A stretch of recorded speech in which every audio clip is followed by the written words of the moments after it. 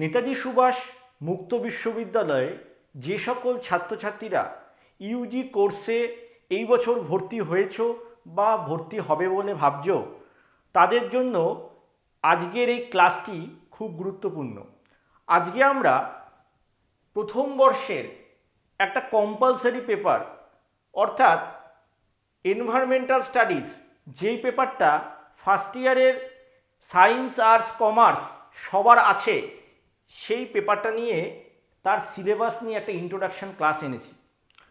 তো আজকে আমরা আলোচনা করব যে এই পেপারটার সিলেবাসে কি কি আছে প্রত্যেক চ্যাপ্টারে, আর কিছু ইম্পর্টেন্ট কোশ্চেন যেগুলি পরীক্ষায় আসার মতো এবং কত মার্কসের প্রশ্ন আসতে পারে। তো প্রথমেই দেখে নিই, এই পেপারটার পেপার কোড হচ্ছে VAES01।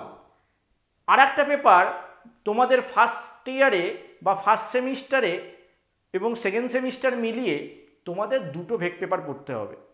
একটা তুমি কম্পালসারি এনভায়রনমেন্টাল স্টাডিজ, আর একটা তোমাদেরকে যে যার মতো চয়েস করার সুযোগ দেওয়া হয়েছে। কেউ কনস্টিটিউশন নিয়েছে, কেউ সাইবার সিকিউরিটি নিয়েছে, কেউ আরেকটি পেপার নিয়েছে।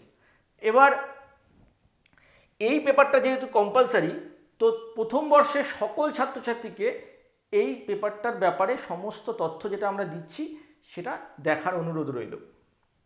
চলো দেখে নিই। এই কোর্সটার নাম ভ্যালু অ্যাডেড কোর্স, আগেই বলেছি। এই কোর্সটার পেপার কোডও আমি বলে দিয়েছি যে VAES।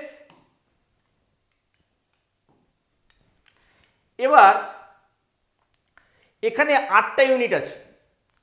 এই 8টা ইউনিট মিলিয়েই 100 মার্কস কিন্তু পড়তে হবে। সেই 100 মার্কসের মধ্যে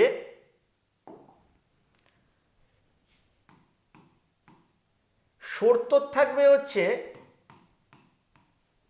টার্ম এন্ডে, আর 30 মার্কস থাকবে অ্যাসাইনমেন্টে। তো এই 30 এবং 70 মিলিয়ে 100। এবার যদি পাস মার্ক বলা হয়, পাস মার্ক বলেছে টার্ম এন্ডের 30%। তাহলে এই মার্কসটা কিন্তু লিখে তুলতে হবে। এই পেপারটা কিন্তু খুব গুরুত্ব দিয়ে পড়তে হবে। যে কোনো পেপারই একটু গুরুত্ব দিয়ে পড়তে হবে, তার সাথে অ্যাসাইনমেন্টের মার্কস যুক্ত হবে, ভালো মার্কস কিন্তু উঠে যাবে। তো চলো এবার দেখে নিই যে 8টা ইউনিটে কি কি আছে।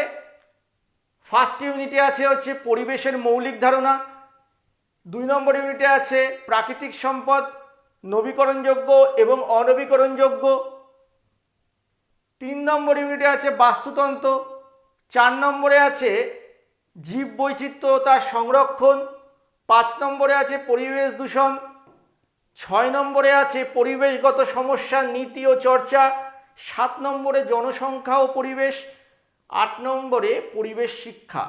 তো এই 8টা চ্যাপ্টার।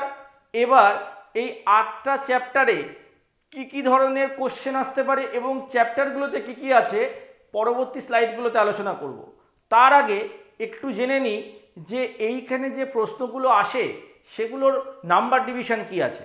এই নাম্বার ডিভিশনের ব্যাপারটা বর্তমানে যেহেতু এনইপির এখনো অবধি কোনো এক্সাম হয়নি, সেহেতু আমাদের সিবিসিএসে যে ধরনগুলোর এক্সামের প্যাটার্ন ছিল সেই জায়গার থেকে একটা ধারণা দেওয়া যেতে পারে। আশা করা যাচ্ছে এনইপিতে এই ধরনের কোশ্চেনই আসতে পারে। তো কীরকম হতে পারে চলো দেখে নিই।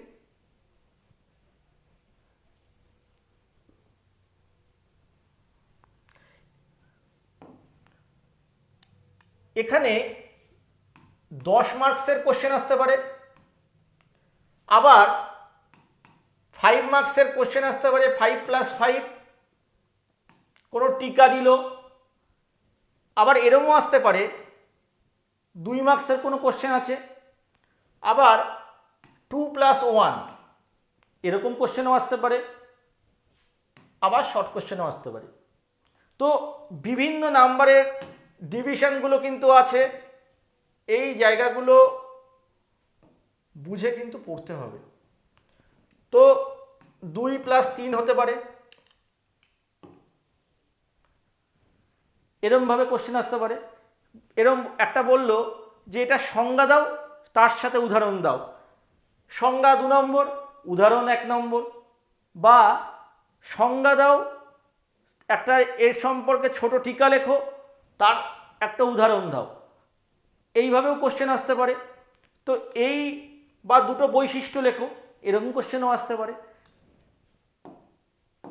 এবার টপিকগুলো আমরা দেখে নিই, আর কোশ্চেনের কিছু ইম্পর্টেন্ট কোশ্চেন আমি তুলে ধরার চেষ্টা করব চ্যাপ্টার ওয়াইজ। তাহলে তোমাদের একটা কোশ্চেন কেমন আসতে পারে একটা ধারণা হয়ে যাবে। প্রথম হচ্ছে ইউনিট 1, পরিবেশের মৌলিক ধারণা। এর টপিকগুলো কি কি আছে? পরিবেশের সংজ্ঞা আছে, পরিবেশের শ্রেণীবিভাগ আছে, পরিবেশের উপাদান আছে, ভৌত পরিবেশ আছে, পরিবেশবিদ্যার ধারণা আছে, পরিবেশবিদ্যার গুরুত্ব পড়তে হবে, পরিবেশবিদ্যার পরিধি পড়তে হবে, জীবমণ্ডল, বায়ুমণ্ডলের স্তর, জলমণ্ডল, শিলামণ্ডল, এইগুলো টপিক আছে। এবার চলো দেখে নিই বড় প্রশ্ন হিসাবে কি কি আসতে পারে। পরিবেশের সংজ্ঞা, শ্রেণী বিভাগ এবং উপাদান সম্পর্কে আলোচনা করো। এটা নিয়ে যদি 10 নম্বরে একটা প্রশ্ন আসে, আসতেই পারে।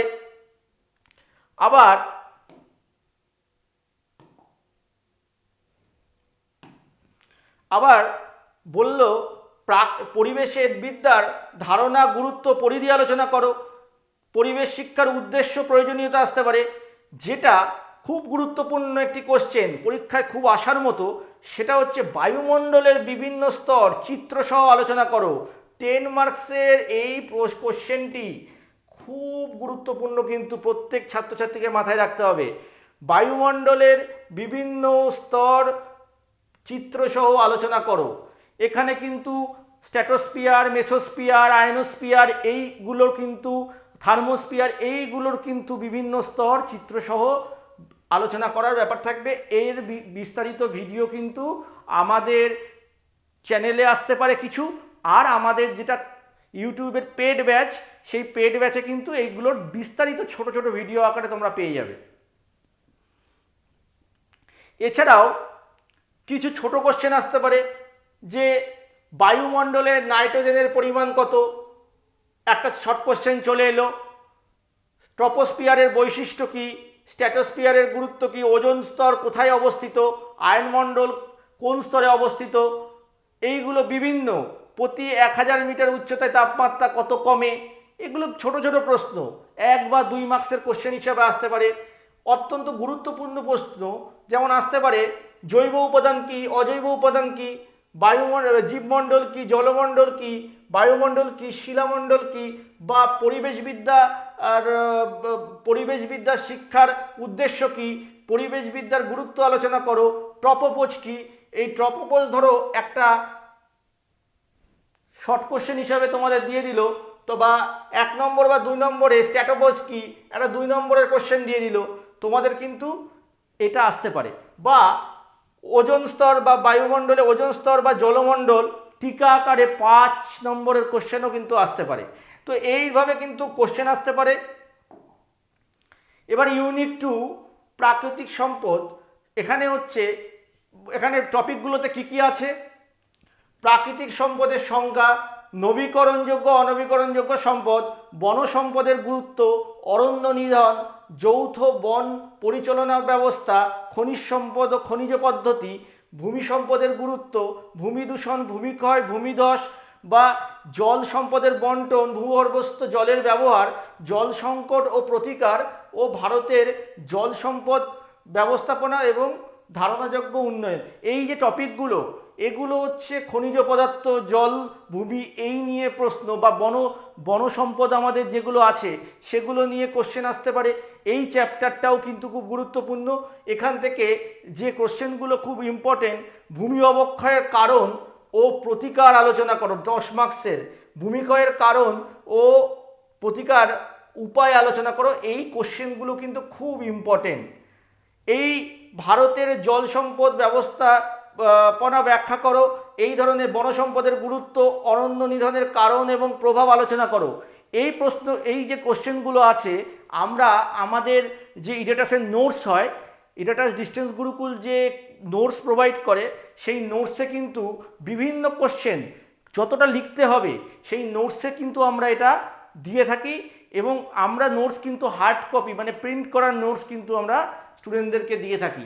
তো এছাড়াও পরীক্ষায় আসার মতো নবীকরণযোগ্য বনাম অনবীকরণযোগ্য সম্পদের একটা পার্থক্য, ঠিক আছে। এছাড়াও শর্ট কোশ্চেন আসতে পারে, প্রাকৃতিক সম্পদ কত প্রকার, নবীকরণযোগ্য সম্পদ কি, তারপরে বনভূমির প্রধান কাজ কি, খনিজ সম্পদ কি, ওপেন কাস্ট খনন কি, ভূমি অবক্ষয় কি, ভূমি অবক্ষয় কাকে বলে, এইগুলো, পৃথিবীতে মোট জলের কত শতাংশ সমুদ্রে, এই বিভিন্ন ধরনের কোশ্চেন কিন্তু শর্ট কোশ্চেন, 2 নম্বরের কোশ্চেন, 1 নম্বরের কোশ্চেন, এইভাবে 10 নম্বরের কোশ্চেন এখান থেকে আসতে পারে। এগুলো এই যে কোশ্চেনগুলো, এই কোশ্চেনগুলো তোমরা ভিডিওটা থামিয়ে থামিয়ে দেখে নিও, তোমরা কিন্তু নিজেরাও বাড়িতে রেডি করতে পারো, তৈরি করতে পারো ছোট ছোট নিজেরা নোট তৈরি করলে। এছাড়া তোমরা যদি মনে করো যে না এই রেডি নোটগুলো তোমরা আমাদের কাছ থেকে নিয়ে নেবে, তাহলে আমাদের যে নাম্বার তোমাদের কাছে আছে, আমাদের ইডেটার্স ডিস্টেন্স গুরুকুলের নাম্বারে কিন্তু যোগাযোগ করে নিও। পরের চ্যাপ্টার কি আছে? পরের চ্যাপ্টার হচ্ছে বাস্তুতন্ত্র। তাই বাস্তুতন্ত্রের কি কি পড়তে হচ্ছে?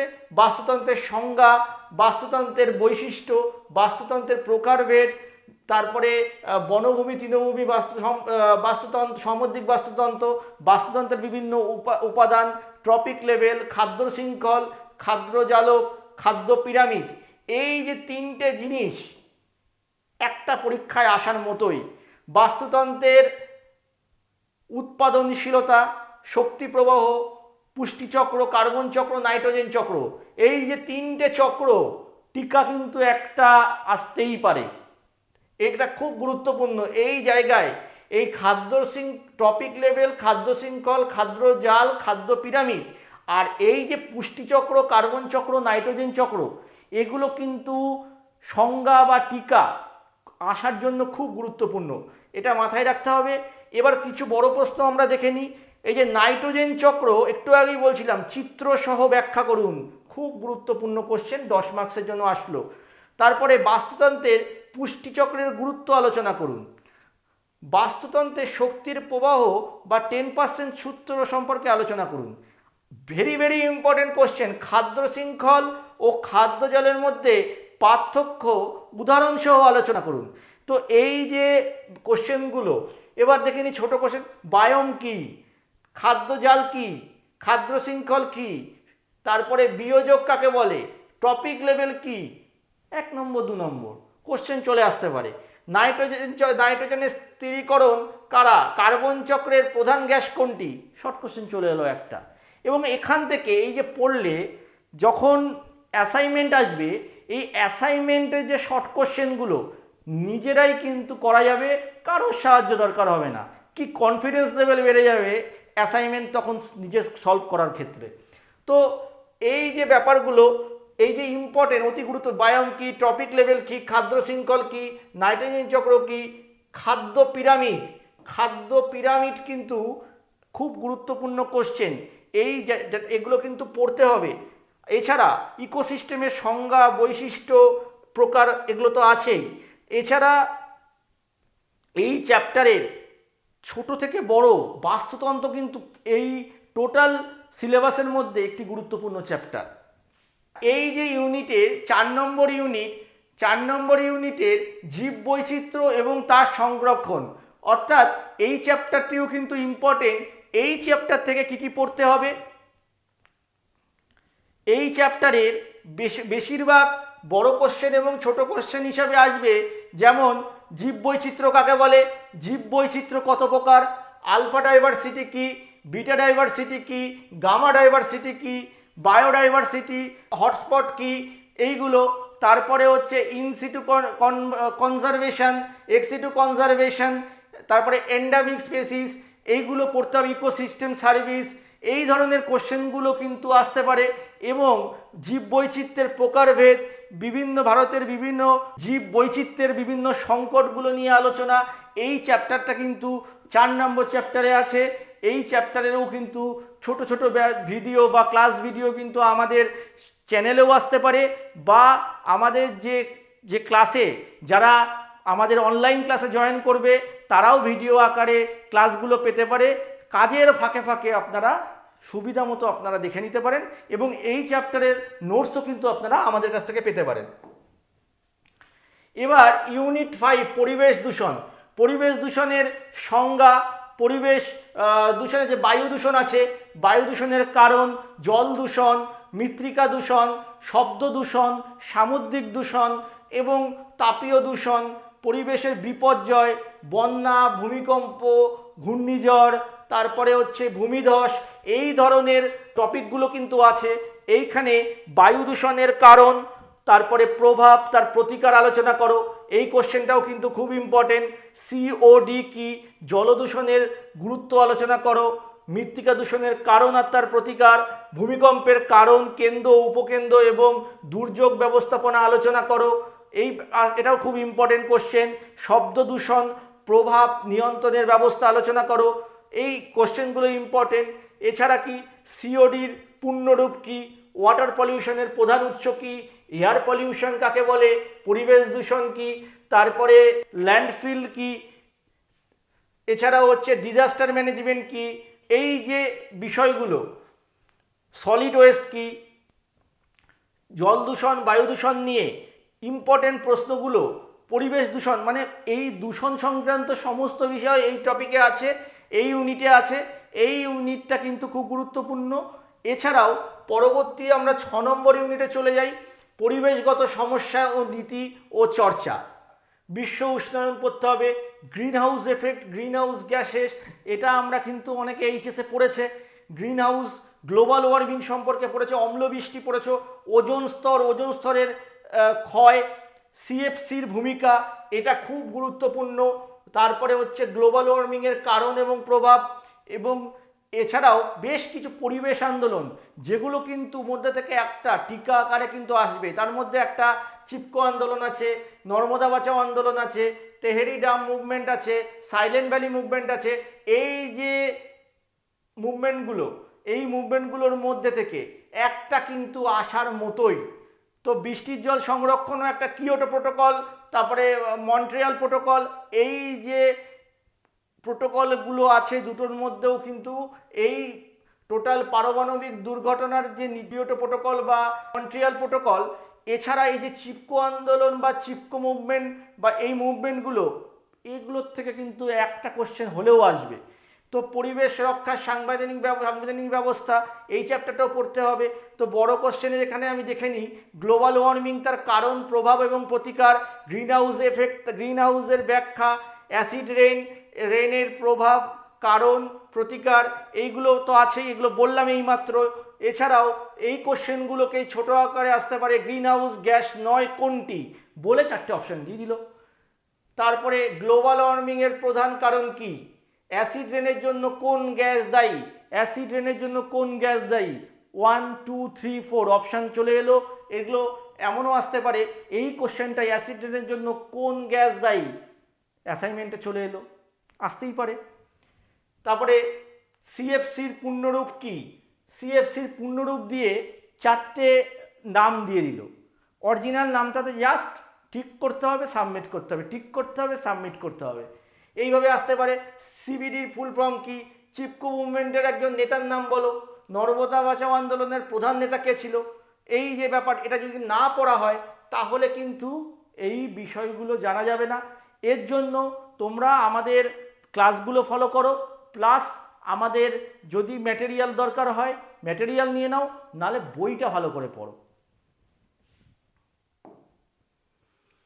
এবার জনসংখ্যা ও পরিবেশ, জনসংখ্যার সংজ্ঞা, জনসংখ্যার বৈশিষ্ট্য, জনবিস্ফোরণ, জনসংখ্যা বৃদ্ধির কারণ, জনবিস্ফোরণের প্রভাব কি, এছাড়াও বিভিন্ন পরিবেশ এবং মানব স্বাস্থ্য সংক্রান্ত কিছু সমস্যা, যেমন সংক্রামক কিছু রোগ, এইগুলো টিকা আকারে আসতে পারে। এর প্রতিষেধক কি আছে, এর জন্য কোন ব্যাকটেরিয়া বা ভাইরাস দায়ী, কিভাবে এগুলো ছড়ায়, কোনোটা সংক্রমণযোগ্য কোনোটা অসংক্রমণযোগ্য, এই সংক্রমণযোগ্যর মধ্যে যক্ষা, ম্যালেরিয়া, ডেঙ্গু, ডায়রিয়া, এইডস আছে। আবার অসংক্রমণযোগ্যর মধ্যে হৃদরোগ, ক্যান্সার, ডায়াবেটিসের মতো যেটা পড়তে হবে। তাহলে এখান থেকেও বড় কোশ্চেন কি আসতে পারে, জনবিস্ফোরণের কারণ, প্রভাব এবং প্রতিকার, বা যক্ষা রোগ এর কারণ, লক্ষণ, তার প্রতিকারের পদ্ধতি, এইগুলো আসতে পারে। জনসংখ্যা বৃদ্ধিতে পরিবেশের উপর কী প্রভাব ফেলে আলোচনা করো। জনসংখ্যা নিয়ন্ত্রণে সরকারের বিভিন্ন পদক্ষেপ নিয়ে আলোচনা করো। এই ধরনের কোশ্চেন আসতে পারে। এছাড়াও শর্ট কোশ্চেনও আসতে পারে, জনসংখ্যা কী, তারপরে ন্যাটালিটি কী, মর্টালিটি কী, তারপরে হচ্ছে ফ্যামিলি ওয়েলফেয়ার প্রোগ্রাম কী, এইডস কী, এইডসের কারণ, কোন ভাইরাসের জন্য এইডস হয়, এইডস, তারপরে হচ্ছে ডেঙ্গু কোন মশার মাধ্যমে ছড়ায়, ডেঙ্গু কোন মশার মাধ্যমে ছড়ায়, 3-4টে অপশান দিয়ে দিল। এর মধ্যে একটা টিক করলে, সাবমিট করলে অ্যাসাইনমেন্টে কোশ্চেন আসতে পারে। এছাড়া ডায়াবেটিস কী, ক্যান্সারের প্রধান ঝুঁকির কারণ কী, হুয়ের পূর্ণরূপ কী, এই যে কোশ্চেনগুলো, এরকম কোশ্চেন আসতে পারে। তারপরে এই যে ন্যাটালিটি, মর্টালিটি, এই যে ক্যারিং ক্যাপাসিটি, এগুলো পপুলেশন এক্সপ্লোরেশন, এই জায়গাগুলো কিন্তু কোশ্চেন আসতে পারে।